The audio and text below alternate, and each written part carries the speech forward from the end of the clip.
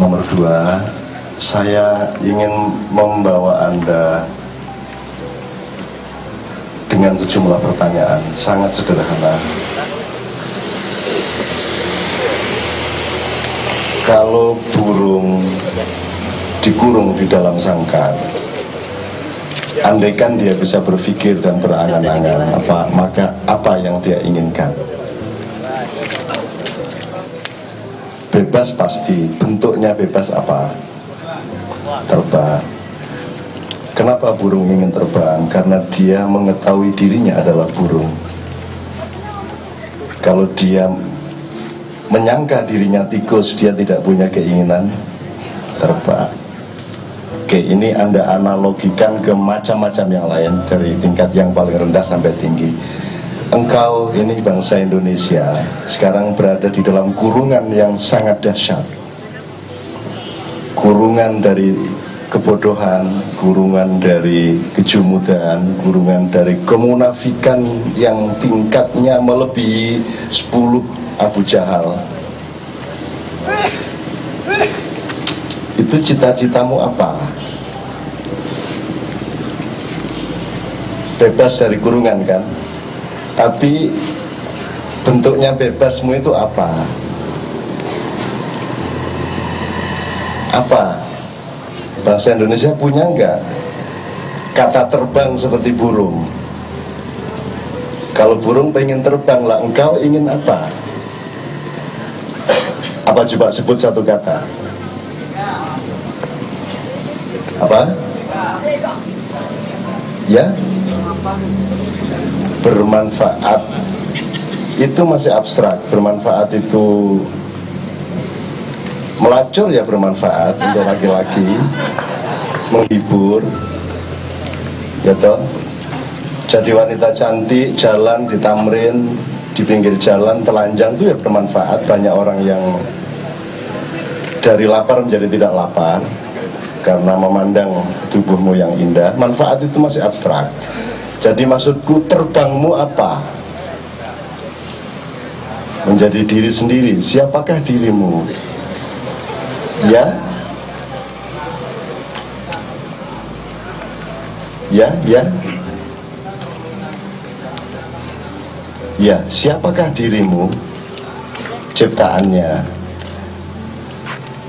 Itu masih abstrak, karena debu juga ciptaannya, batu juga ciptaannya, malaikat juga, jin juga. Lah engkau ini siapa? Khitoh lebih abstrak lagi.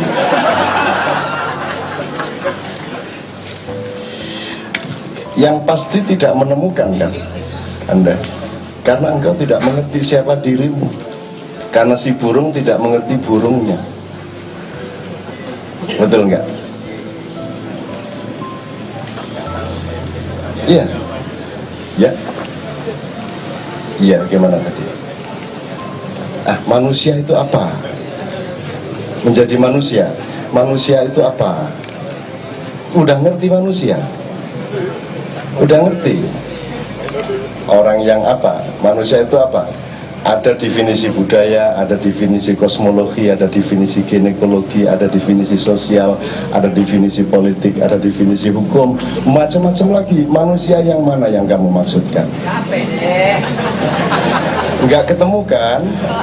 Karena problem bangsa Indonesia nomor satu adalah sama sekali semakin tidak mengerti siapa dirinya. Jelas ya? Jadi cita-citanya orang se-Indonesia cuma satu, punya duit banyak. Betul enggak? Nah kan? Cuman itu. Jadi saya ingin bilang sama Anda, ini pertanyaan sebelum saya menjelaskan sesuatu, saya tanya dulu supaya dasar berpikirnya jelas. Ingat ya, ketika saya bilang seluruh Indonesia cita-citanya cuma satu, duit lebih banyak. Apa itu pengasuh anak yatim, apa itu jaksa, apa itu pengacara, kiai, tukang ojek payung, Pak. Tukang ojek payung, sama cita-citanya. Tidak ada bedanya satu sama lain, apa dia politisi, apa dia ulama, apa dia intelektual, sama cita-citanya, duit lebih banyak. Jadi pemberitahuan saya pertama adalah umat manusia, makhluk manusia ini sedang menjadi bahan tertawaan habis-habisan di antara konstelasi semua makhluk-makhluk Tuhan yang ada di alam semesta sekarang ini. Anda ini sedang menjadi tertawaan habis-habisan. Siapakah yang mentertawakan Anda? Nanti saya akan ceritakan. Tapi di antara seluruh dunia ini yang paling menjadi bahan tertawaan dari manusia di dunia adalah bangsa Indonesia. Dan di antara bangsa Indonesia ini siapakah kelompok yang paling menjadi bahan tertawaan? Siapa yang mentertawakan elit? Semua orang ikut mereka. Orang miskin mentertawakan siapa? Mereka mayoritas kok. Itu pertanyaan kedua. Jangan-jangan kita yang jadi bahan tertawaan seluruh Indonesia. Ngapain malam-malam di sini? Ndak laku di televisi, ndak laku di koran, betul ndak? Ya toh? Anda menjadi bahan tertawaan utama. Percayalah kepada demokrasi, tetapi waspadalah kepada orang yang bilang demokrasi kepada Anda. Oke? Dicatat baik-baik. Percayalah kepada pluralisme dan toleransi antar perbedaan-perbedaan, tapi hati-hati kalau ada orang ngomong perbedaan dan toleransi kepada Anda. Percayalah Declaration of Independence dari Amerika Serikat, tapi jangan percaya kalau Amerika Serikat ngomong itu kepada Anda. Oke? Percayalah kepada media massa, kepada kelompok-kelompok politik kalau ngomong demokrasi kerakyatan, tapi ketika mereka ngomong sama Anda, hati-hati. Sebab buktinya Anda tidak diterima. Anda ini menerima siapa saja dan Anda tidak diterima oleh siapa saja. Jadi Anda ini bahkan ditertawakan oleh siapa saja. Nek gak wong gendeng gak duwe penggawean, sopo gelem lungguh bengi-bengi udan-udan. Ya, ini kita sedang menertawakan diri sendiri. Oke, saya akan percepat karena waktunya sudah larut. Apakah menurut Anda, tolong setiap poin tadi nanti diperpanjang sendiri di rumah ya, untuk ijtihad pribadi Anda. Apakah menurut Anda yang ada dalam hidup ini hanyalah yang tampak oleh mata Anda? Ataukah yang tidak tampak oleh mata Anda itu juga mungkin ada? Yang mana ini? Apakah yang tidak tampak itu mungkin ada? Anda percaya Anda punya nyawa? Percaya. Lebih penting mana nyawa Anda dengan sebelah tangan Anda? Nyawa. Apakah Anda bisa melihat nyawa Anda? Tidak. Oke. Kalau di deret ada nyawa, sukma, jiwa, hati, nurani, kalbu, semua tidak tampak. Oke. Dan itu semua lebih penting daripada kaki Anda, daripada mata Anda, daripada telinga Anda. Betul tidak? Oke. Apakah makhluk itu selalu yang bisa Anda dengar melalui telinga Anda? Yang selalu bisa Anda raba dengan telapak tangan Anda? Enggak. Ini pertanyaan untuk supaya saya berceritanya nanti jangan disangka saya bermistik-mistik gara-gara udah nggak bisa rasional lagi terus mistik-mistik. Enggak, saya cuma ingin Anda percaya sama SMS. Apakah huruf-huruf itu melayang-layang terus jatuh ke handphone Anda? Enggak kan? Apakah telegraf itu hurufnya nyantol-nyantol di kawat-kawat seluruh dunia terus jatuh ke kertas printer? Dia kan transformasi, detransformasi, retransformasi, kan begitu, betul enggak? Jadi rumus-rumus 0101 Anda tulis A itu nanti diterjemahkan rumus ini dia dibawa oleh suatu frekuensi, ditangkap oleh receiver handphone Anda, dia diterjemahkan kembali menjadi huruf-huruf sesuai dengan pengirimnya. Anda percaya ada makhluk seperti itu? Percaya? Percaya ya? Jadi bukan hanya Anda loh makhluk itu. Percaya ya? Oke, jadi sekarang saya ingin mengajak Anda dikit-dikit. Jadi di bumi ini ada 3 makhluk. di luar setan, jin, malaikat, ya. Jadi percaya nggak bahwa ada makhluk yang hidupnya dalam frekuensi? Percaya? Jadi dia tidak berupa materi. Kan dalam fisika ada materi, energi, cahaya. Lalu lintasnya adalah frekuensi.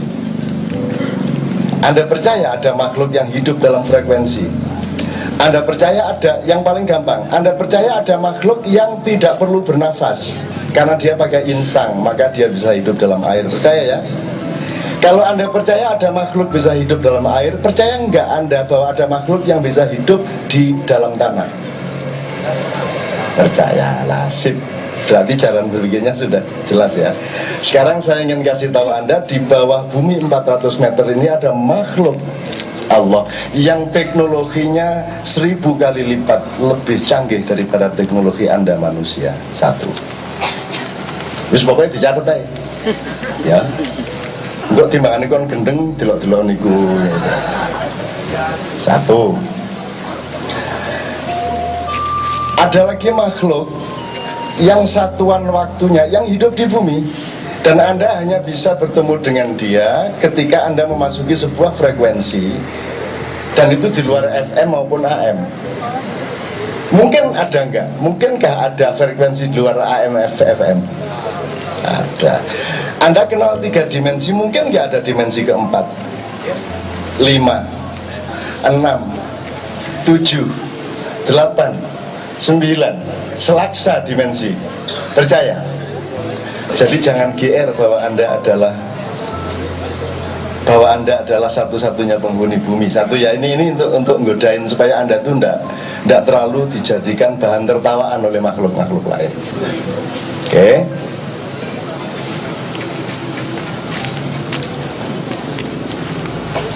Dari mana saya cerita? Ini kan awalnya kan saya tadi ngomong, Anda ini siapa? Kalau orang tidak mengerti dirinya, maka dia tidak punya bentuk cita-citanya. Lah bangsa Indonesia ini cita-citanya apa? Menang pemilu 2009, itu kan? Itu kan? Jadi ini tahun-tahun ampas tahu. Tahunya sudah nggak ada, tinggal ampasnya. Dan 2009 adalah ngabisin ampas-ampas itu.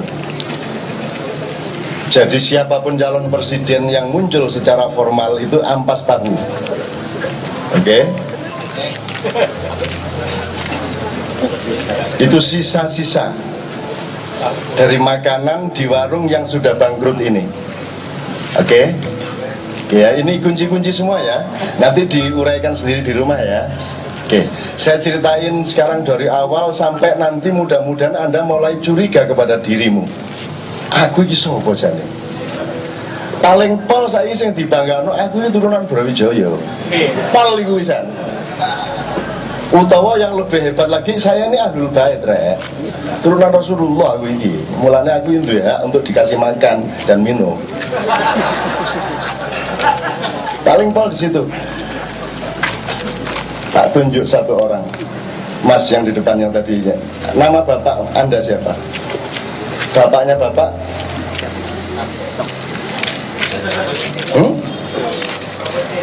Bapaknya kakek?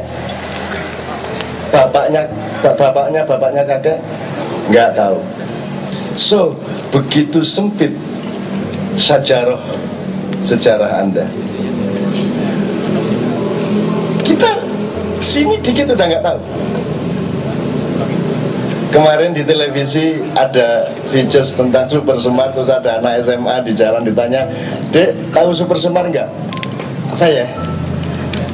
Kayaknya nama koperasi deh. Nyeneng ya, nyeneng coba. Saya dulu pernah kasih rumus agak spekulatif ya. Tahun 70-an orang masih punya ruang berpikir untuk ingat 5 abad yang lalu. Orang masih berpikir Brawijaya, Raden Patah Demak, ya, Sultan Hadiwijaya, Kerajaan Sriwijaya. Orang masih punya ruang.